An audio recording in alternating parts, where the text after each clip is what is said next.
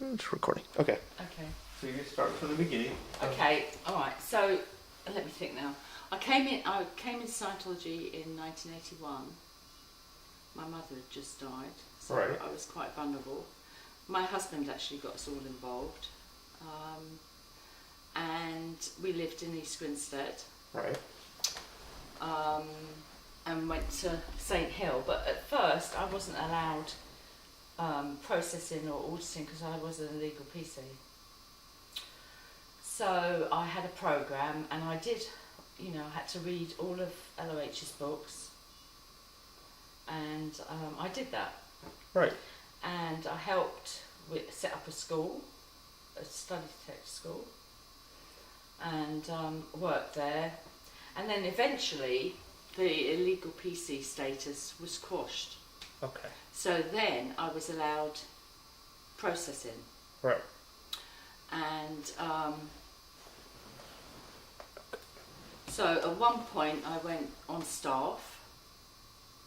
But at that time all my my two daughters were in SEALG, and my husband had services, but he wasn't as dedicated as we were. And quite honestly, I'd given my life at one point. I was that dedicated. And then I joined staff, and I was on staff for 5 years. While I was there were a lot of things that upset me. There was, there was like the abortion thing, forced abortions. That upset me. The way the staff were treated upset me. And you couldn't say anything, because if you said anything, you'd end up in ethics, So I started getting quite disillusioned with it all. And I noticed that, what was written wasn't being done. The staff, they just worked 365 days a year, and the food, they got really bad food. I was treated okay.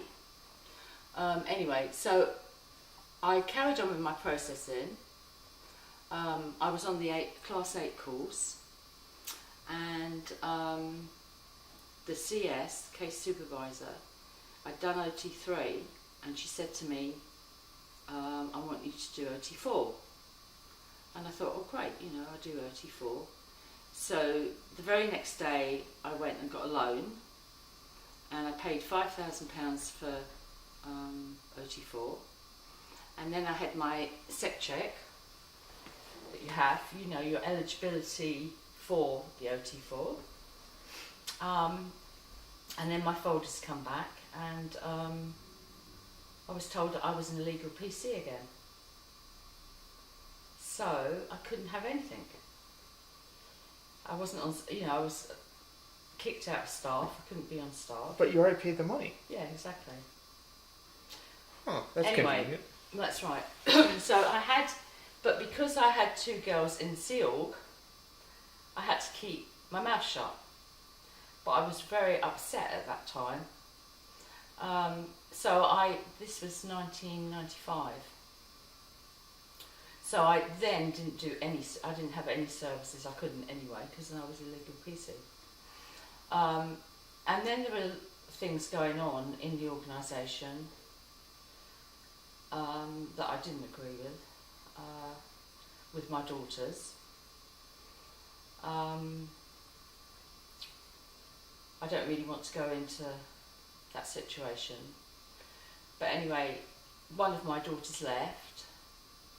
And then, so that was myself and my other daughter and my husband were disaffected, what they call disaffected. So we just, didn't go near St Hill, and we just kept quiet about everything.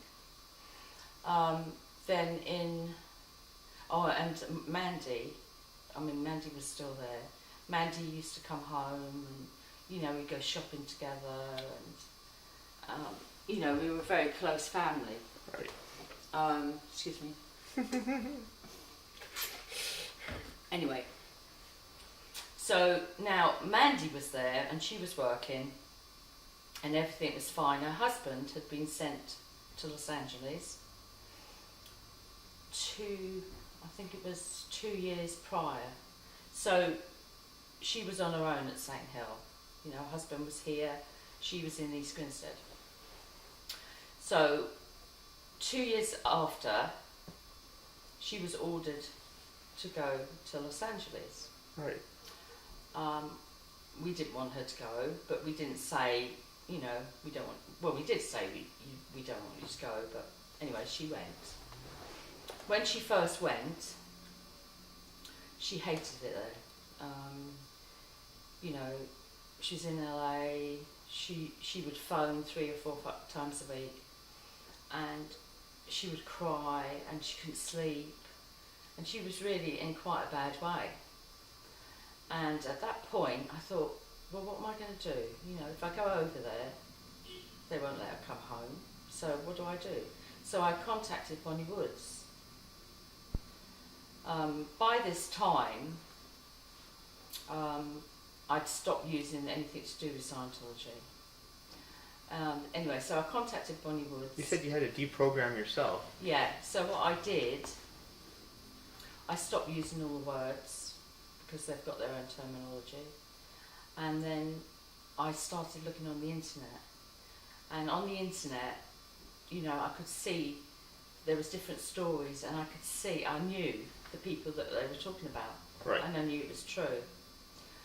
So, you know, I really didn't want anything more to do with them. But as I say, Mandy was going, and Mandy went, and she, you know, was having a really hard time. So I contacted Bonnie Woods, and we started writing letters to the org. You know, when's Mandy going to come home for a holiday? And stuff like that, you know?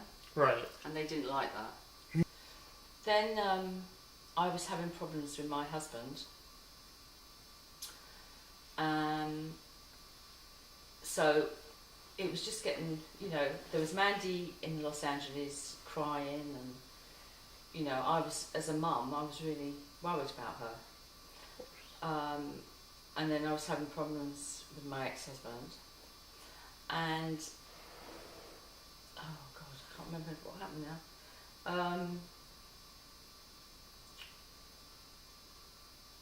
I remember, yeah. So, because I started writing these letters, I had one night I was in a terrible state. I mean, I'd lost 2 stone in weight. I was about 8 stone. I couldn't eat, I couldn't sleep, because all the situation was going on with my ex-husband. And one night there was a knock on the door. I opened the door and it was OSA. And he said to me, we realised that there's been an injustice. So I said, what? He said, well, can I come in? So I said, yeah. He said, well, there's been an injustice that you paid,